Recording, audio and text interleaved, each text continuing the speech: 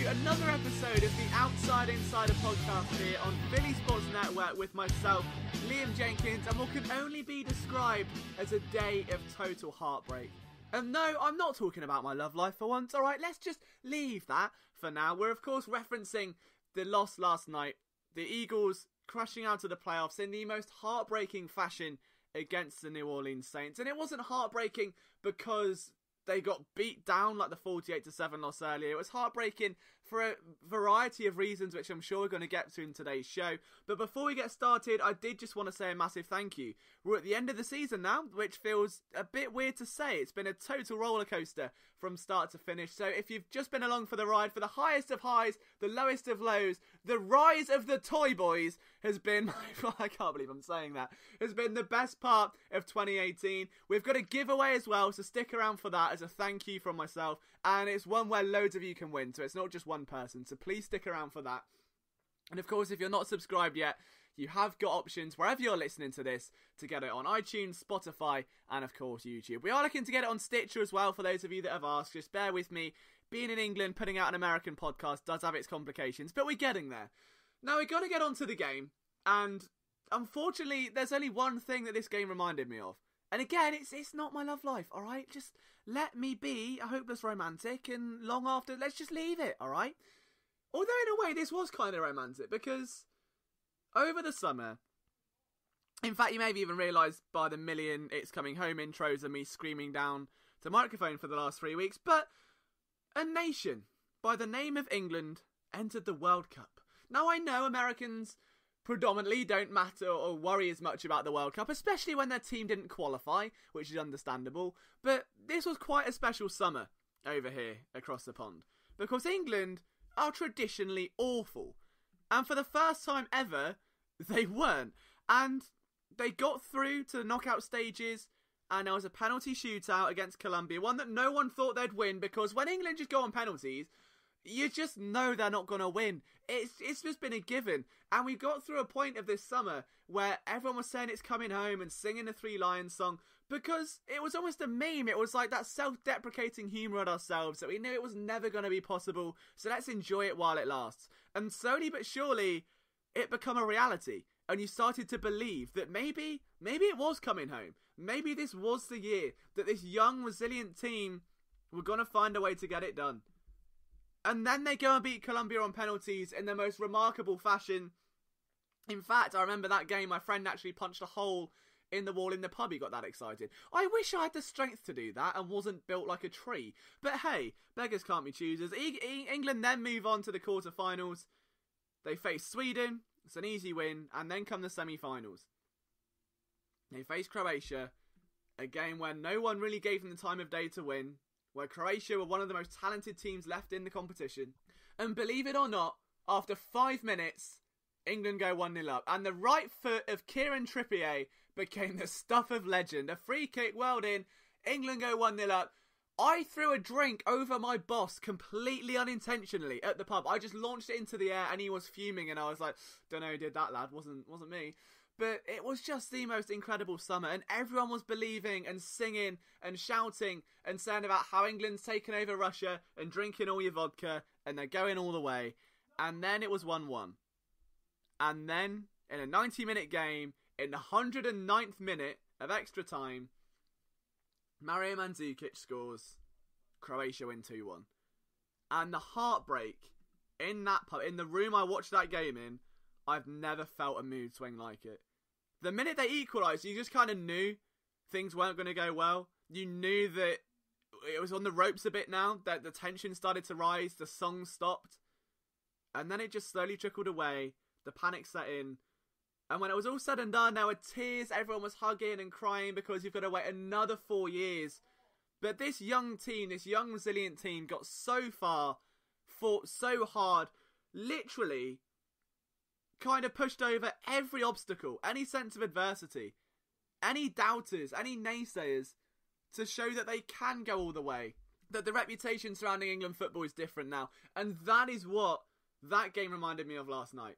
The Eagles started out red hot. red hot in the best way possible, and we'll get to that because it links directly to the giveaway in just a second. A Captain Cre'Von interception, which I called, by the way, in the bold predictions article over at phillysportsnetwork.com. And then Nick Foles responds by putting points on the board. And just like that, the Philadelphia Eagles are in front in the Superdome. And then they go and get a second touchdown. And there and then, New Orleans fans were on the ropes. New Orleans players were on the ropes. The noise in that stadium, which I'm told reached a new record of 127.9 decibels, kind of dwindled. And the Saints were struggling, and they couldn't move the chains, and they were getting third and long situations. And the Eagles were flying. And momentum was building, you could sense the urgency, and people again started to believe. But then the injuries came.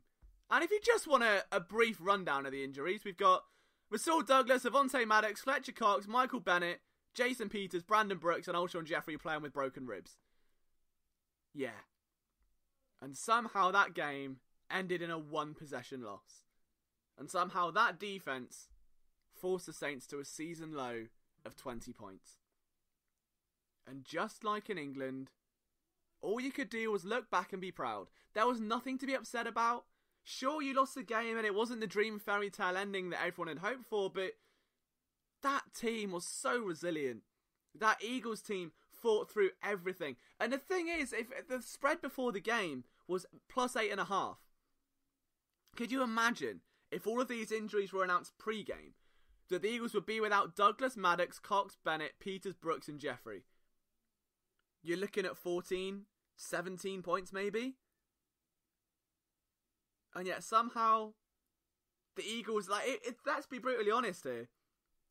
And I'm not putting this on Alshon Jeffrey, but if Alshon Jeffrey didn't let that pass go through his hands, would we be looking at a win? Would we be looking at some more Nick Foles magic? I don't know. I don't want to speculate on ifs, buts and maybes, but I think the chances are fairly high because the Saints knew what was coming in that situation. That was the perfect Foles magic scenario where you've got the quarterback holding the ball, just under 3 minutes to go, down by one score, where an extra point would be enough to put the Eagles in front. That's all it took. There was no way that after seeing last week's game, after seeing that 4th and goal attempt to Golden Tate, that the Saints weren't, quaking in their boots just a little bit, to say the least. And it took everything from the Saints. Let's be honest, if it wasn't for that fake punt, I think that game would, if they'd have missed that fake punt, that game was done. I genuinely think it was done. That was the biggest wildcard decision. It got you questioning whether Sean Payton would go for another onside kick like he did to start the second half back in 2010 of a playoff game, I think I might be right in saying. You just didn't expect it. And if that hadn't worked, if the Eagles had stopped it and got that ball back, and the offense had gone down and scored another possession, whether it was a field goal, whether it was a touchdown, that game would have been in the books. Now, unfortunately, that didn't happen, but it took the Saints converting on 3rd and 16, 3rd and 9, 3rd and long, 3rd and then a million penalties. It took everything for them to beat a team where you've got Josh Hawkins playing at cornerback. Now, if I told you before the game who's Josh Hawkins, some of you who maybe don't pay as much attention to the practice squads, who don't pay attention to the names that get called up and put down, I don't think you'd have known who he was. I mean, let's be brutally honest. He hasn't had the most notable NFL career. It's been a bit strange. I mean, so far, as far as I'm aware, he was taken by the Green Bay Packers. Then he was waived by them in September this year. Spent time with the Panthers, with the Chiefs, with the Eagles. Now, he played several games for Green Bay in 2017, but I really don't think he's a name where you'd pin among the likes of Avonte Maddox or Cre'Von LeBlanc.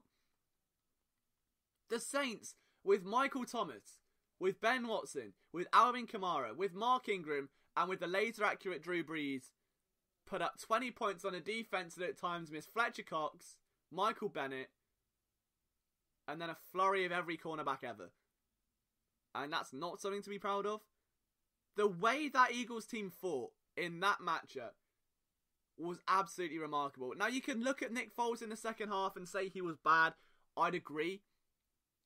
But overall, the performance of that team, the heart and the passion, let's be honest, when the Saints clawed it back and then they pulled out in front. Let's just have a look. Think about it for a minute. The minute the Saints pulled in front, did the defense crumble? If I remember rightly, the Saints offense were in field goal territory, and Malcolm Jenkins diagnosed the play, called a man down, they stuffed the run, they missed the field goal. That's heart.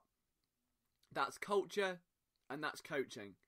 And that is everything this Eagles team stands for. And it's, again, I've said it 3 weeks in a row, that Doug Peterson really does deserve a monumental round of applause, because the culture to lift that team to the status he has, after being embarrassed by the Saints, after choking an overtime loss to Dallas in another heartbreaking fashion, having already lost in heartbreaking fashion to Carolina and Tennessee, to get this team to this point, where they went 5 of their last 6 road games were on the road. For context, the Chargers played a back-to-back road game against the Patriots, right? So they played a back-to-back, just two road games there. And they got absolutely embarrassed by New England, which I'm not bitter about, because I definitely didn't have money on that game at all. I'm not angry in the slightest. It's okay, Philip. You do you. Doesn't matter. But they got embarrassed. They got absolutely shredded by Tom Brady, who's now a little bit pissed off. I think we can say it's safe to say that he's still here, still fighting, and he's going to do more Tom Brady things. We all get that.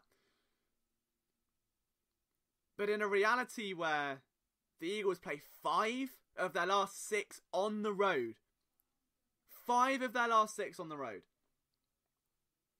2 of them playoff games. 1 against an elite Rams defense. And you're telling me that somehow this isn't something to be proud of? The ceiling for this team is so high. You've got a front office that is hitting with high draft picks right now.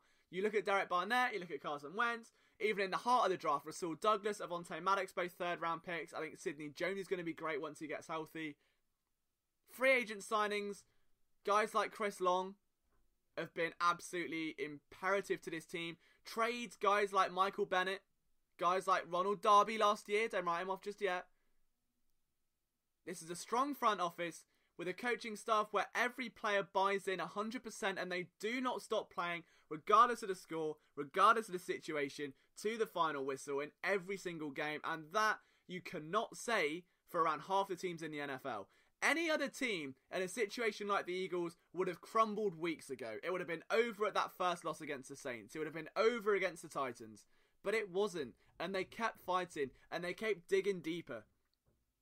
And you could only be excited when a fully healthy Carson Wentz is going to return with a full off-season with his offensive coordinator, which I've said a million times, it's the most important relationship on a football team, and Wentz was stripped of that because he was recovering from an ACL injury, gets a full off-season with his teammates, goes out, fresh team, no injuries, no setbacks for the rest of the guys, and they'll pound it again. They had over 30 significant injuries, about another 10 last night. I mean, the Saints were literally playing the Eagles B team. They were playing a team of backups for the most part. And they still struggled to put them away. And they're celebrating. We'll get to that. I'm going to leave that rant for a little bit. But just, if you're an Eagles fan, which I'm assuming you are, I mean, you're going to be watching this if you're a Lions fan, just keep your heads high. Because the way that team fought is the most inspirational thing. And as an England fan that was there with his little awful England shirt on saying it's coming home all summer long, just you don't stop believing, because you know that future is so bright. Even if it hurts, even if you did lob a glass of beer over your boss without realising, you made it. The Eagles are Super Bowl champions. Peterson has just suffered his first playoff loss. He's now been in 5 playoff games and won a Super Bowl ring. The future is absolutely in good hands. Don't panic just yet.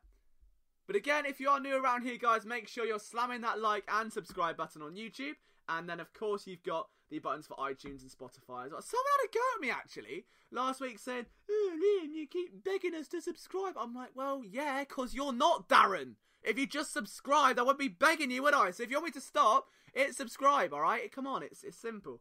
But we need to talk about the biggest part of that game. And for me, there will only ever be one season highlight. And I will tell you a story.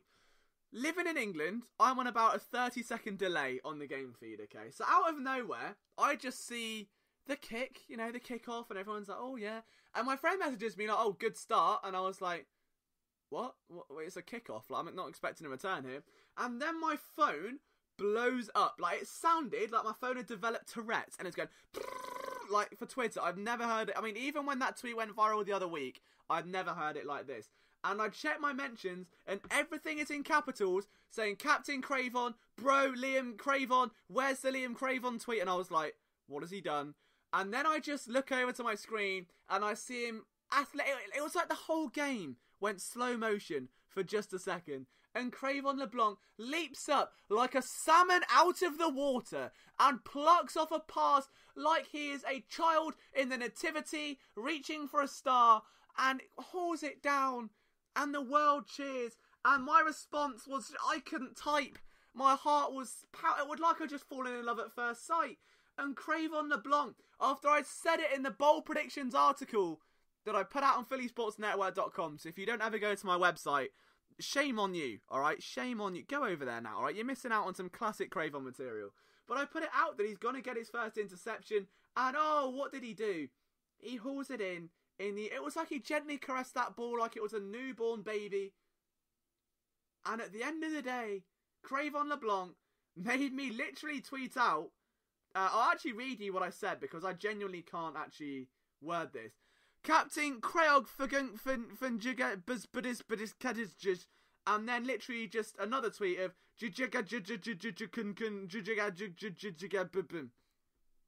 I was very excited. Someone just asked me if I was okay. I wasn't okay. I was extremely excited. The captain's crew had set sail to new levels. The Toy Boy listeners were out there looking for cougars. This was a monumental moment for the brand. And as a result, ladies and gentlemen, some of you may be aware there is official Captain Cre'Von. I say official like he's endorsed it. He hasn't yet, but baby steps. There is Captain Cre'Von merch available. And there's a link in the description below if you'd like to buy one of those shirts. I genuinely don't know how much they are because of the conversion rates. It works out about $15, I think. But it's from Teespring. Obviously, all the money helps Philly Sports Network as well. But if you don't want to buy one, I don't blame you. It's just over Christmas. You've just done a Liam and bet all your money on the Chargers. Not that I'd do that. They're giving you a chance to win a free one for the brand. So, if you would like to win a Captain Cre'Von shirt, all you have to do is very simple, is send video evidence of you getting someone else to listen to this podcast. Go for like podcastception, get them to listen to this bit of the podcast just so you can show them you're doing it just for the free t-shirt. But genuinely, if you can maybe slip it into an aux cable, if you can hijack someone's Alexa, if you can physically just download it onto your friend's phone, I want to see the most creative, inventive ways of you getting the Outside Insider listened by someone else. And if you do it and it impresses me, I will buy and send you a Captain Cre'Von t-shirt. That is my promise to you. It will happen. I'm a man of my word. I've done giveaways before and they have all gone very well, probably. So, if you would like a Captain Cre'Von t-shirt and you listen to this podcast, all you've got to do is get someone that hasn't listened to the show yet. Don't be cheating and setting things up, alright? We're not having previous attempts here. Classic Jeff and Doc, I see you two trying to get yourself some free merch. But just get someone new to listen to this show in a fun way, and I shall get you a Captain Cre'Von t-shirt. But what a moment that was. I mean, that for me was probably the highlight of my season. To see Captain Cre'Von go all out and just haul in such a gorgeous, like, what a catch, what a moment for a man that was, you know, almost mocked at the start of his tenure with the Eagles because no one knew who he was, and it was so horrible to see. And as someone that studies cornerbacks, I knew I loved him from the minute he was balling out in Chicago and kind of following his progress. And I know I've been on this train and hammering it home. Also on that note, there is an official Avonte LeBlanc fan club, and I am not commissioner, and I am fuming about it. How dare someone do such an atrocious mark of disrespect? But genuinely, to see that man fly out was amazing. And I tweeted him, I was like, thank you for the memories. I would love to run an interview with you later in the year, because I know this podcast is very jokey, But there's like two sides of me. I'm like a bipolar alter ego. You've got this side, which is very jokey and laid back and mocking my atrocious love life. And then there is, you know, the serious writing side. And for me, my favourite interview ever was with Jeremy Reeves last year, and talking about his adversity and battle with how mental health impacts injuries and that sort of thing. It was that was such a good article from myself, like, as in, to actually put everything into that was one of my favourite pieces I've done. Like, whether it was a good article or not, that's not for me to say. But in terms of how proud I was of it, that was up there. And if I could tell Cre'Von LeBlanc's story, I saw Les Bowen's already got to it and done his thing, which is a brilliant article, but I'd love to put my own, I guess, emphasis on that. So Cre'Von, Mama Cre'Von, if you're listening, let's get it sorted out. It will be an absolute pleasure to interview Cre'Von LeBlanc and talk about his year with the Eagles and what's led to this point. But I'm sure he'll be back next year. I'm sure we have not seen the end of Cre'Von LeBlanc just yet. I mean, it's too much. The brand is too much. You cannot let this go, can you? And talking... Oh, this show just keeps flowing, doesn't it? Talking... If you cannot let this go, New Orleans, I made a comparison last week, and I said that the New Orleans Saints were like an ex-girlfriend that goes out, gets Tinder straight away, goes and just talks about, oh, look at all these fit bloody guys, I love men, all these bloody men, I love them, oh, men, right? And that's normal. They're just trying to prove that they're happy and they're better single and they never needed you, and that happens, right? The Saints now, they're not content with making me rant about one thing. They want to go after the game, listen to Dreams and Nightmares, and put on ski masks. So, if last week they were the ex-girlfriend that just couldn't let go and was a little bit hung up on you still, well, now they're just an ex-girlfriend that's got a boyfriend within like 2 weeks. You know, like the ultimate rebound girl. They're that kind of girl that kind of can't be on her own, has to have a guy. You know, like, we all know them. Alright, guys are the same. I mean, I've got a friend that is so bad for it as well. And it is, like, horrific. Like, I swear, every other month, they're just... And she got engaged at one point. And then she just isn't now. And he's like, she'll break up, and then a week later there's someone else. And it's just like, just be happy on your own. And the Saints can't do that. So, the Saints are that bitter, where they're now trying to get, like... into the heads of the Eagles that bad. I don't know why they're trying to force this rivalry like at all. They beat them 48-7 on a team with virtually no fight and a bunch of injuries. And then they beat a game they absolutely should have won, barely, right? And they're flaunting, and it is literally the equivalent of getting a boyfriend a week later. Oh, I love you, baby. You make me so happy. Oh my world. Oh, you've only been in my life for 6 hours, but I know you're the one. And like, you're just like, what is the point? Like, what is the actual point? You're not fooling anybody. Everyone's very aware of what's going on. And everyone knows that with a bit of luck, they're gonna get walloped against the LA Rams. It just doesn't make any sense. Like, there's no need. There's no logical reason. Like, if you're Sean Payton as a head coach and you're watching all of this happen, are you not feeling a little bit on edge? Like, come on, guys. There's no need. Like, what are you doing here? In terms of character defamation, like, this is bad. Like, this is really, really bad. And there's just nothing. Like, if you're Sean Payton in that situation is like, the mate looking at this girl going, come on, Susan, there's no need. Just reel it in, alright? Just have a night in, watch Bird Box on Netflix, get a nice bit of munch, sit down, have some food, and just stop shagging guys, alright? You don't need it. Just let it go. But alas, the Saints still keep doing it. And I don't understand why. I don't think anyone understands. Like, the Alvin Kamara comments, relatively justified. Okay, understand. Bitter ex-girlfriend. Fine. Not a problem. Move on. 48-7 beatdown. Fine. Revenge. Move on. This one, there's just no... You're just dragging it. You're beating a dead horse. And the horse wasn't even alive to begin with. It's just... It is a rocking horse. That's what it is. It's a toy rocking horse. Oh my god, I've just remembered. This reminds me of the funniest story. Actually, it's not even that funny. So, I've got 2 younger brothers. Here is story time with Liam. We haven't had one of these in a while. So, I have got 2 younger brothers, okay, and they're twins. And we're all at this house party together. I'm about 4 years older than them. And basically, I've got a friend who's also got a younger brother who's friends with my brothers. Okay, so basically, our families are like kind of close. And we're at this party.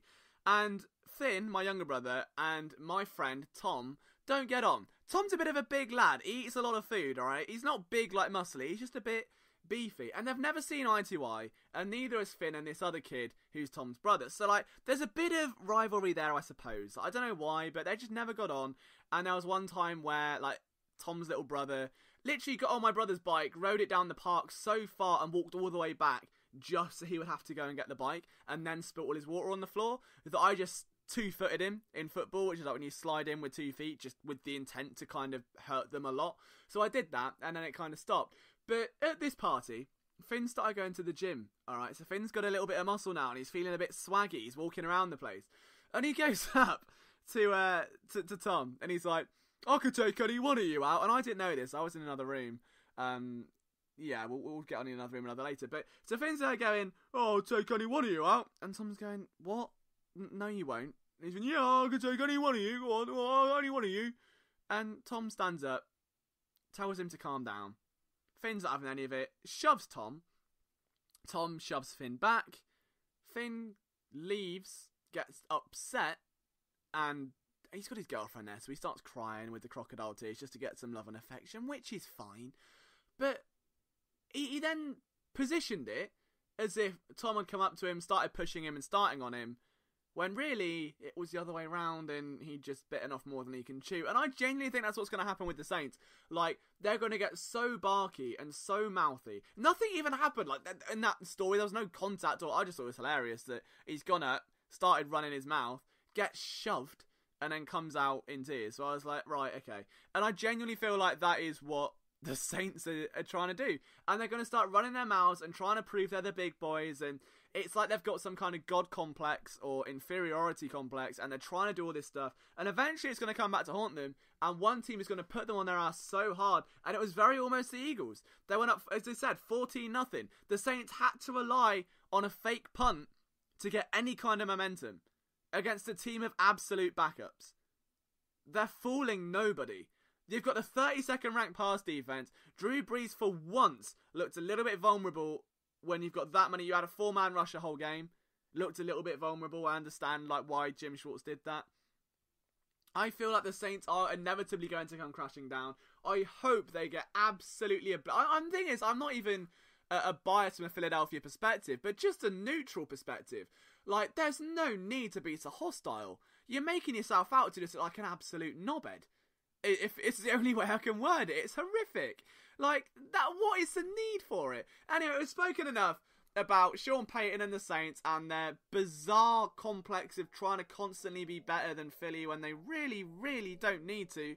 But hey, you know, the loudest cans make the most noise when you kick 'em, we keep saying. So, we're going to move on to everyone's favourite feature, or just my favourite feature, where the Toy Boys come out in unison to look for their cougars, and they say, Liam, I've got some questions about the podcast. And I go, brilliant, flood my mentions, at Liam Jenkins 21. Follow me right now, or see what happens, alright? I've got your questions, I'm going to answer them, or try to in under 60 seconds. Here we go.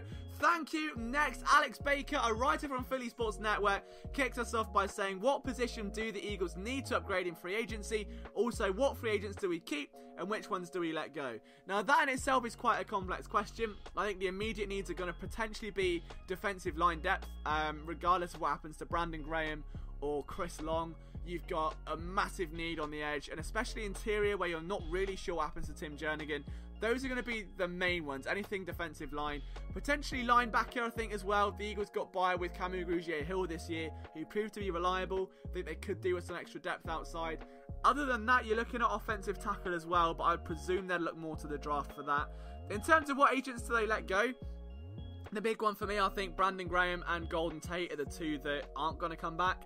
And you can position it however you want. I genuinely feel as though I've explained that a few times now, where Jordan Matthews is going to be the name that returns in the slot. They can't pay Aguilar $9 million. Tate, unless he takes a cheaper deal, isn't going to return.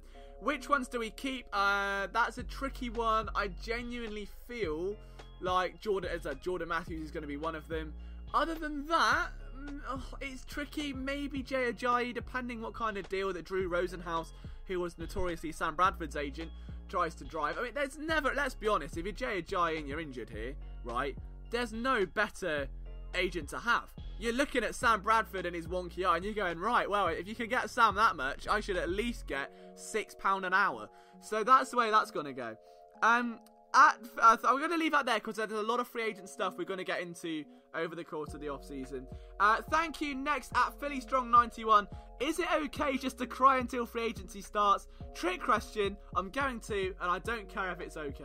Do you know what? It is okay, because I could give you a feelings playlist if you want. We can run through it. We have got Coldplay, we've got Maroon 5, we've got the 1975, we've got Stereophonics, we've got Mr. Brightside by The Killers. If you want to cry your eyes out till free agency, man, you're looking at the most heartbroken boy in England to get that playlist for you. So I've got no problem sharing that. But yeah, do you know what? I'd say more look forwards with optimism than looking back. But I know it's a trick question, but it's okay. Don't worry too much. As always, next year. Thank you. Next, Jay Supreme, aka Jalen Smoot, our premier Phillies writer here now at Philly Sports Network, who has been grinding his ass off over the last few weeks. So a massive shout out to him. If you're not reading his stuff, please do. He says Odds BG is back next season. Now, I'm presuming by Brandon Graham is what he means there by BG, and not Break Gritton or something like that. You know, just an inverted twist. But I don't think they're as high. The way that Brandon Graham met with the media outside the locker room and was kind of hugging every single one of them would hint to me that he's done. And I wouldn't blame him. I think he is the most mistreated or undervalued Philadelphia athlete in the history of Philadelphia sports. You've got to look at it from his perspective, that over the last few years, he's seen Vinny Curry get monster money, then get cut, and in his Super Bowl year, where he posts 9.5 sacks, the team then draft Derek Barnett.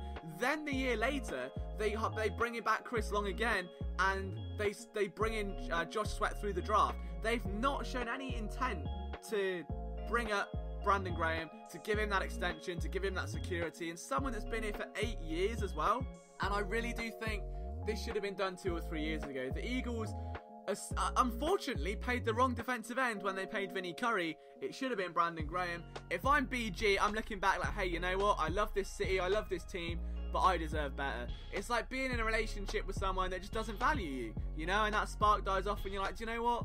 I deserve better than that. And it doesn't change anything. You still value the good times, but you got to move on. Man's got to do what a man's got to do. Thank you. Next, at Delco Dope, how has Eagles draft off-season priority changed now that Brooks went down? I mean, it's a 6 to 8 month recovery time. Jason Peters has had the injury before. I don't think it changes that much. I mean, you've got Wisniewski and Sayamalo there as 2 really good interior replacements. Chance Warmack is gone. Let's just get that out there. For $2 million, he sat on his ass doing nothing for 16 weeks. I mean, probably, I would say more than that, but I don't think he's actually showed up to half the games. So Chance Warmack has been a big, colossal waste of money. So I don't think there's going to be that much. Maybe some interior depth, but nothing too much to worry about on that front. Thank you. Next, at Mike or mjohn10_. What veterans do you see leaving the team this season?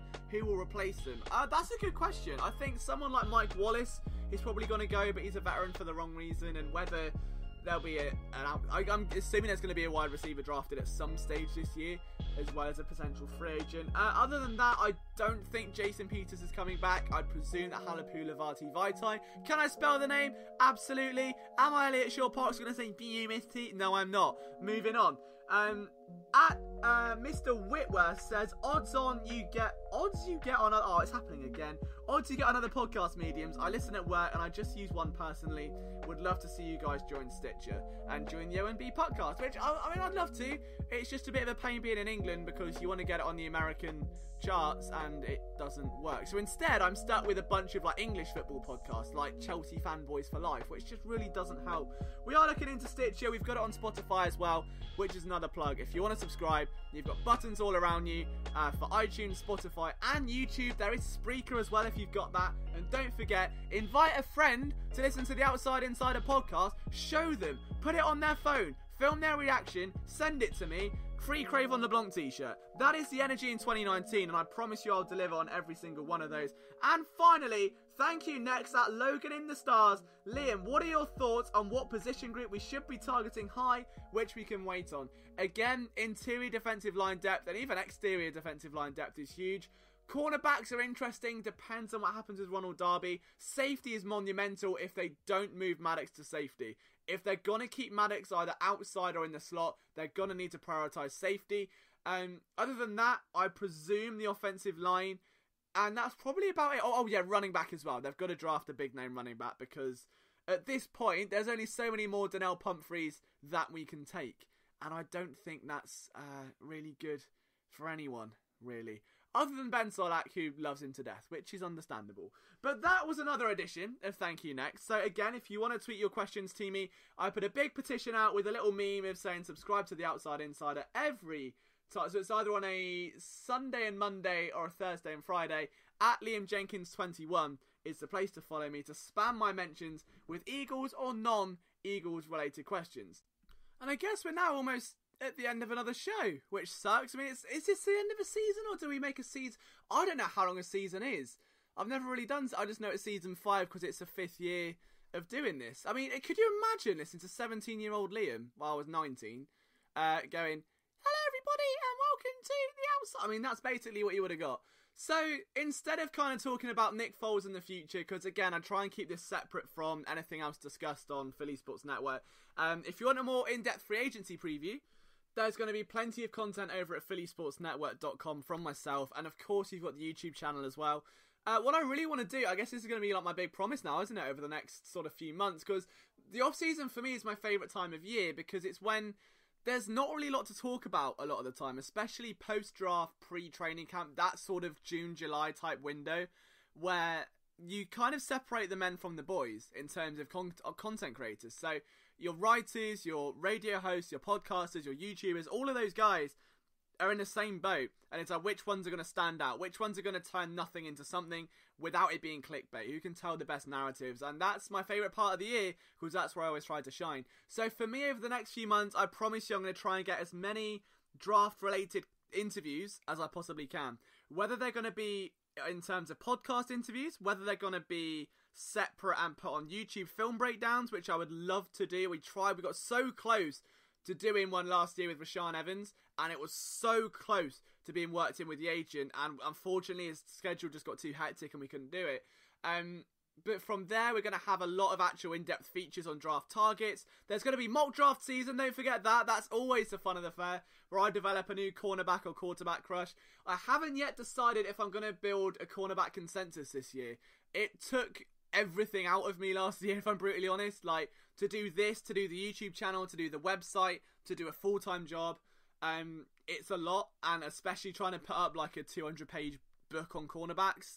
If you want to see it, let me know, but I would probably have to charge for it this time round, and it's not something I really want to do because I don't like taking money off people. But if you want to see it, please let me know. But yeah, we're going to have a lot of content, so that's going to be the aim moving forward. We're going to keep this content fresh. I know the season's over. I want to try and keep one Outside Insider podcast a week. If we can make it 2, we will. We probably will for the first few weeks. But because there's no games on, it's going to mean obviously content's a little bit few and far between. So we're going to try and bring in some personalities, some people to interview, stuff to shake it up. This is going to be the year of the Toy Boy pod. I'm telling you, the Toy Boy movement is going to make some waves in 2019. So we're going to have a couple of changes to this show just for the off-season, where we can bring in some big names, big guests, have some fun with it, and more importantly, get you guys amped up and prepared for free agency in the draft. So that when you go into work one morning and Clive turns to you and goes, "Oh, what are the Eagles doing in the draft?" And you hear, this 4th round pick out of Arizona State by the name of Clarkson. And you can just give him like a reel up of all this information. Like, that's the level I'm getting you guys to, I promise. I mean, there was a guy last night on Twitter I put out saying that this wasn't a gleaming audition for Nick Foles because, you know, he was struggling a little bit. And someone was like, "This is the dumbest tweet I've seen all year." And I was like, "Explain." And he was like, "Do you think this needs an audition after he won Super Bowl 52? And I literally, I'm not even kidding, I just went, well, I mean, if you're going to go 10 for 22 for 88 yards and 2 interceptions after the first quarter against a 32nd ranked pass defense, probably not. And then he shut up after that. And I was like, that's the level. It's just that instant stat off your tongue. That's where we get into. But honestly, guys, this season of the Outside Insider has been so much fun. And this Eagles season has, like, again, we've seen the lowest of lows, the highest of highs. We've had the inadvertent Liam Love Life references, where they may stop now because it's situation dead, unfortunately. And, you know, that's all been closed off, which sucks. But hey-ho, you know, your boy still lives, hoping and fighting on, fighting the good fight. And, you know, who knows where that's going to end up. But honestly, the rise of the Toy Boy has been my favourite thing of this Eagles season. Like, as I said a million times, the amount of changes I've made to this show, where I just try to be me and have some fun and be sarky and make lots of jokes and bring something different to the table. To know you guys enjoy that, it means everything. So thank you so much for giving this podcast the time of day. We'll be back very, very soon. Probably next week, if I'm brutally honest. I'm away this weekend, so I may not be able to get a podcast out. But I'll try. I'll still try. I'll just make me a little bit hungover and slightly drunk. Should I do a drunk podcast? Hello everybody, it's the Outside Inside here, and I'm Beanie Litton, and today I'm going to be Eagles. I don't think that will end well. If you want to see it though, let me know. And don't forget, if you want a free Cre'Von LeBlanc shirt, head to my Twitter, @LiamJenkins21, and just show me evidence of you showing this podcast to someone else and them listening to it. And the funnier it is, the more chance you've got of winning. But I will give every single one of you who does that a Cre'Von LeBlanc t-shirt. Although I probably shouldn't say that, because if there's 500 of you that do it, I'm going to be bankrupt. But hey, if you could subscribe on iTunes as well, that'd be great. From myself, Liam Jenkins, thank you so much for making this the biggest year that Philly Sports Network has ever had. Big things are coming. Stay tuned. We're going to have some massive guests on this podcast over the coming few months. We'll see you soon.